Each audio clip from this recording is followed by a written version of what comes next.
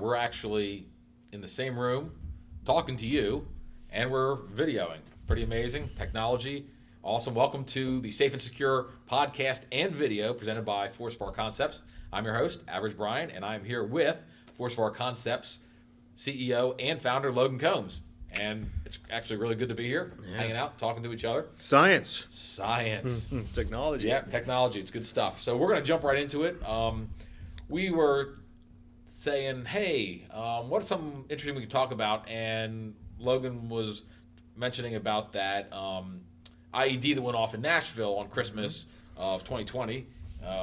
And I said to him, we talk a lot about being aware, being alert, but what does it look like when you're maybe in your house and all of a sudden you've got this loudspeaker that comes on that says, hey, there's going to be an explosion. You need to get out of here in 5 minutes, 10 minutes, whatever. And next thing you know, you got police, you got fire. And man, that kind of is a little bit of a crazy situation, something that I never heard of before. Obviously, we know about IEDs in vehicles. We know about Timothy McVeigh. Mm-hmm. We know about things that you've encountered overseas. Boston Marathon. Mm-hmm. But when you're dealing with this this RV driving around somewhere and then boom, it blows up. So we know that this individual, Warner, had some skills and able to make this improvised explosive device that he put inside his RV, and he drove it somewhere. And then, of course, it was kind of weird that he played this warning over a loudspeaker with this computerized voice and this, that, and the other. But how can we think about being safe and secure, and how can we take the ACE model and sort of apply it to this whole situation? Well, let's first kind of identify, or at least you determine what an IED is. And, obviously the acronym is improvised explosive device. And in that is literally, a mixture of items put together that can cause a combustion and cause damage. And the beauty of an IED is that it doesn't require a whole lot of skill, doesn't require, manufactured pieces or parts like mortar rounds or whatever.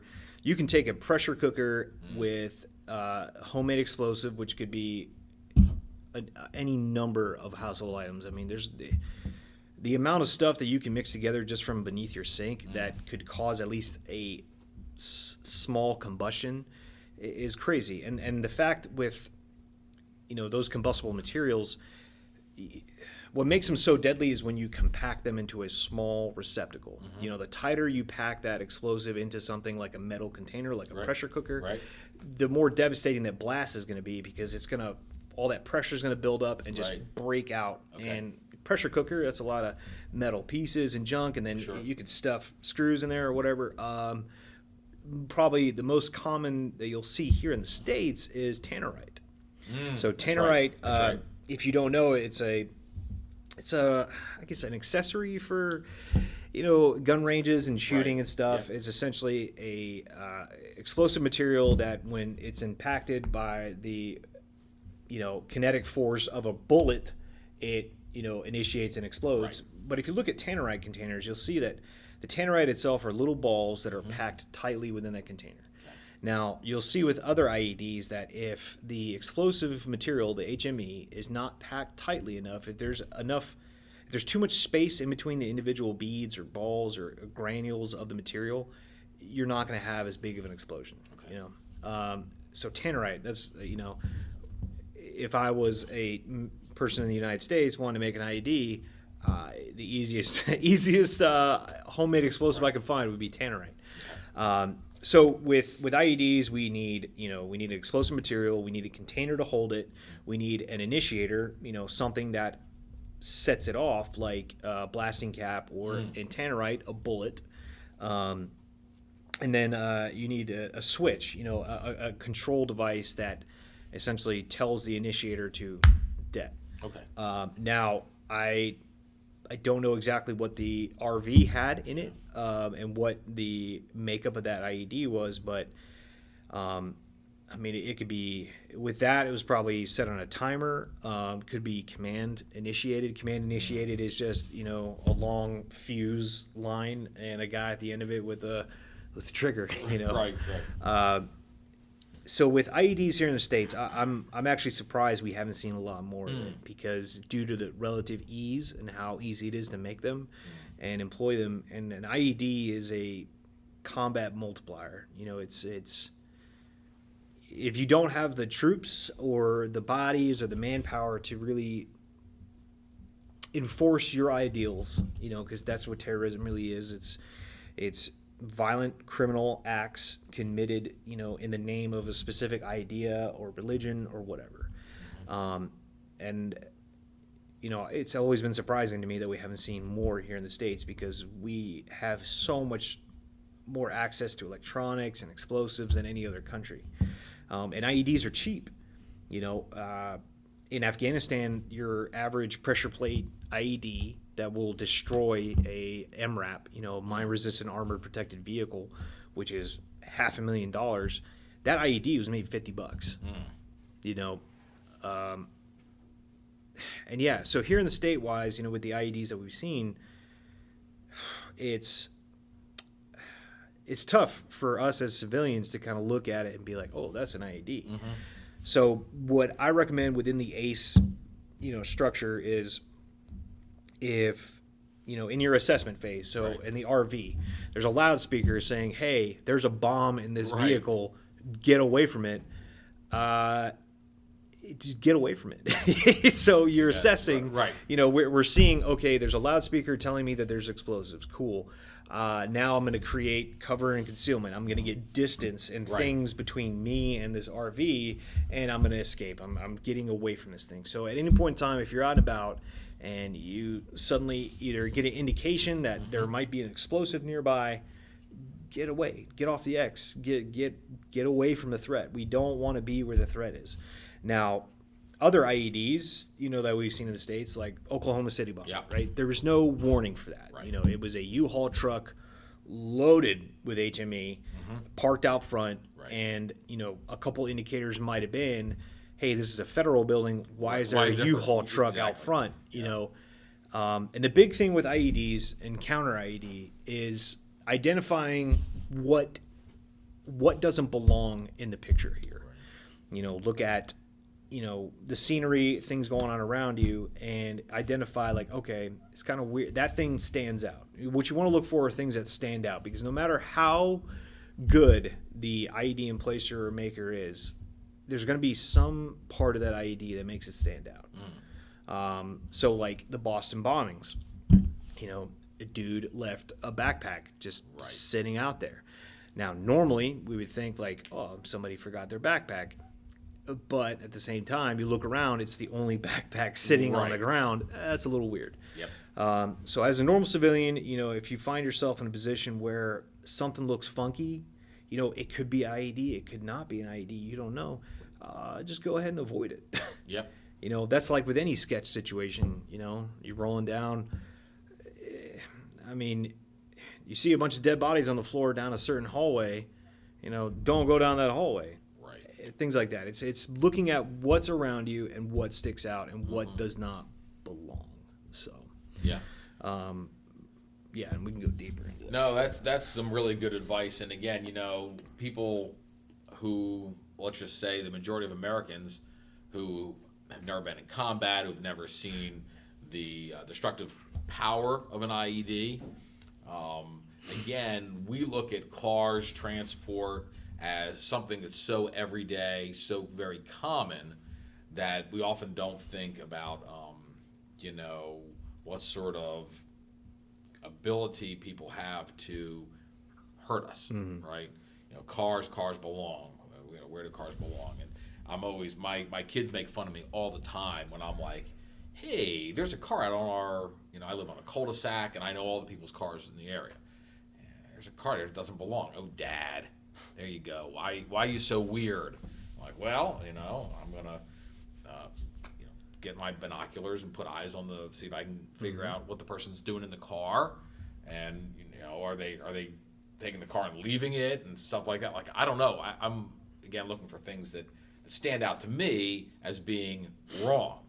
And again, I think so many people go through life in condition green that they're just like, hey, this is like average, ordinary life. We talk about that whole normalcy bias that we've talked about times before, and how that prevents us from making a good assessment, right? We're in this idea of life is fine, everybody's happy, and I just go about my day, and everything goes exactly the way I planned, and then all of a sudden something happens, and you don't know what to do. And I think exactly why your ACE system is so good is that we want to be continually assessing, not to the point of being panic-stricken, walking around constantly in a state of panic, but in a constant state of, is something wrong with what's around me? Yeah. What's sticking out? Because normally your brain and your body are ACE is not something new. It's literally the basic function of the human lizard brain. You are constantly assessing things, determining how you're reacting to it, and then reacting. That's ACE in a nutshell.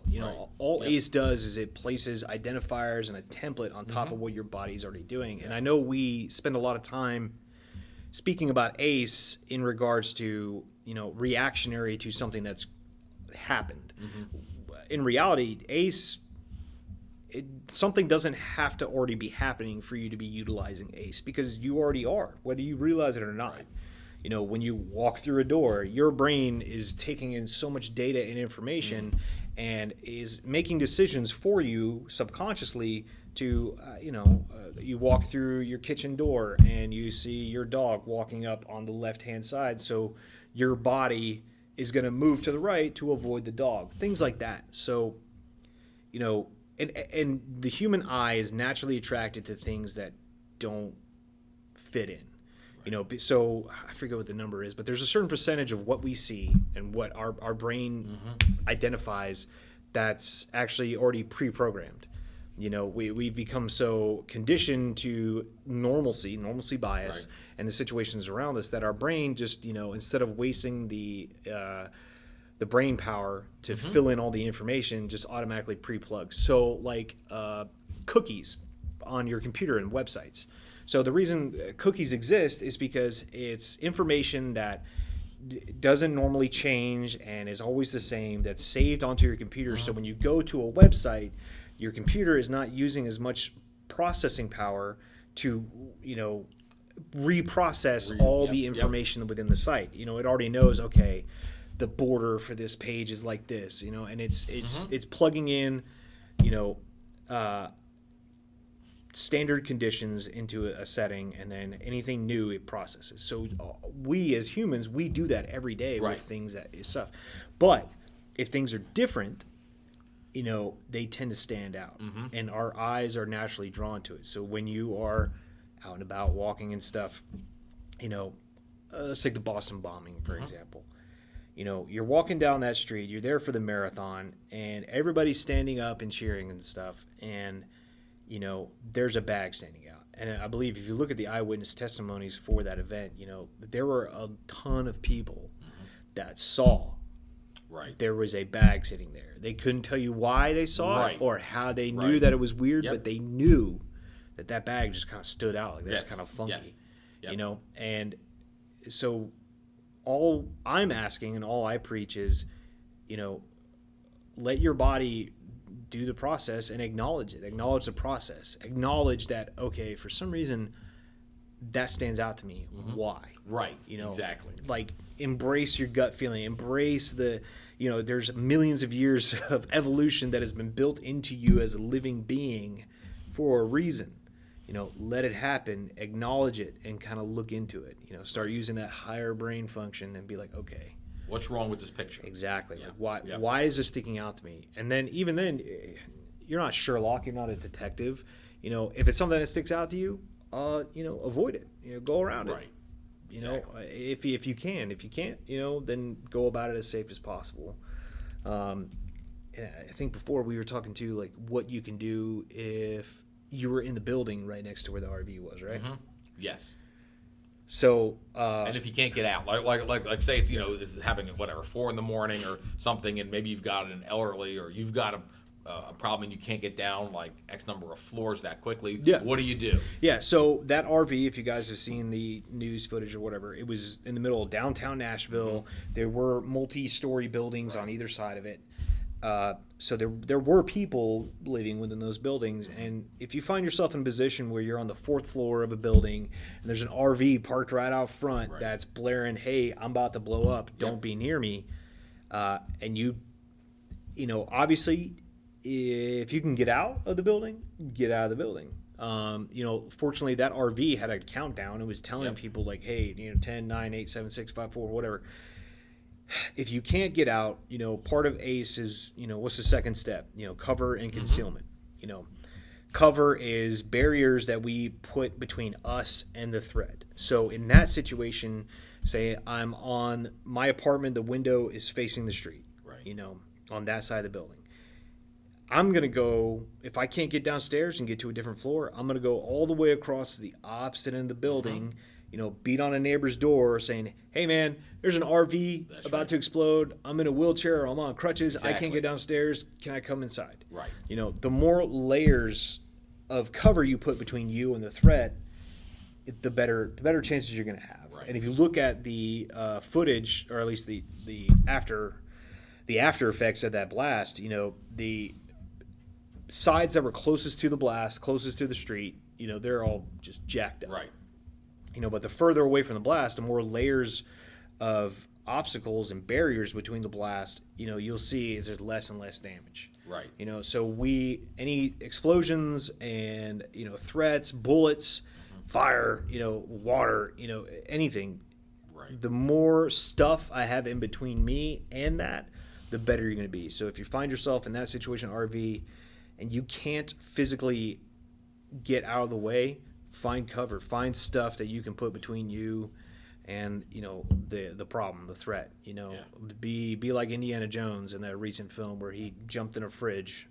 Right, with the nuclear blast. Right, exactly. I'm not saying that's not realistic at all. No. He would definitely be dead. But the thinking of like, okay, I can't escape this blast. I just need to create barriers between me and the blast. And so he jumped in the fridge. Right.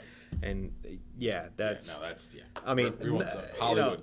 Let alone the nuclear blast would have just killed him. The impact from the flying fridge and landing, he'd be blended inside the fridge. Yeah, exactly. But anyways, I digress. But even we mentioned those few people who survived the one of the twin towers coming down who were in that stairwell. They were just, they weren't, they were trying to get out, but they ended up being in that stairwell, and that stairwell happened to be sort of the one structural part of the building that survived not only the impact, fire, explosion, collapse, all this, and there they were. And so look within the structural integrity of your building, where you are. So think of tornadoes and things like that. What's, you get told as a kid, if there's a tornado, find a room that doesn't have windows. And find a room that is smaller and has more supports around it. So growing up in North Carolina, there was like, hey, go to the bathroom, get in the tub, things like that. Because normally bathrooms are smaller rooms. The 2x4, the studs, the support is more closely tight. In buildings, staircases, and a lot of this is by law now. Safety requirements. Due to fires, staircases have to be, additionally supported, and the structure within a staircase is way more firm than, your veranda in your apartment or your breakfast nook. Exactly. Any sort of explosion, things like that, ensure that the cover that you're seeking is stronger than, being without it. So go to the bathroom, go to the stairwell, get to the opposite, put stuff in between you and the threat. And that's a good point, actually. Yeah. So, there's a reason. Yeah, I know. The emergency signs say, "Hey, in case of fire, don't use the elevator. Use stairs." Well, that's because the elevator is not built to withstand, that structural, damage, whereas stairs are, that's your last line of escape. It needs to be needs to be tough. Needs to be He tough. needs to be able Absolutely. to handle 1,000 people running and screaming down. Correctly. So, Yep. No, that's good stuff. So, yeah, again, that was just one of those threats that we don't think about. But if we're not thinking about it, what are things that can happen? And we've got to keep our mind constantly thinking about, what could go wrong. Mm-hmm. And again, not to be panic driven, but to be prepared. Mm-hmm. And I think that's really one of the things that is awesome about taking what you've been calling the lizard brain idea and putting that ACE template on top of it, which gives us a very quick and easy mnemonic. Not having to go through whether it's people, sure, are there OODA loops? Yes. Yeah, Is that a real thing? Yeah. MET-TC. Right. The colors that I learned, the one thing, the green and yellow and the red and the black and all these colors and whatnot. And ACE is just quick and easy, and it's really a helpful template for your average person to think about. So. And then and diving a little more in the IEDs, and this goes more for the law enforcement aspect, any suspected explosive, first thing you do is create distance, set up a perimeter or whatever, and don't get sucked into the threat that's right in front of you. That goes for everybody. Because just because there's one threat that you acknowledge and you see right there does not mean that all other threats around you have just taken the day off. Right. They're like, oh wait, time out. He's already dealing with this one. Don't worry about it. And this plays into situational awareness, always being aware of what's going on around you, because the one threat I see in front of me, there could be more around me. And for law enforcement, military, IED wise, in Afghanistan and Iraq, we've seen what are called ghost IEDs, and it's essentially a fake IEDs, and it's meant to be found, and it's meant to be seen, so that the enemy, the emplacer, whoever put the IED there, can set up off site, within distance, so they can see and watch what happens, and they just watch how law enforcement and military, how they react to this IED. Like, what are their standard operating procedures? What do they do? How far of a cordon do they create? Exactly. Where do they place their command vehicles? How many guys do they bring in? What kind of guys do they bring in? EOD, engineers, what?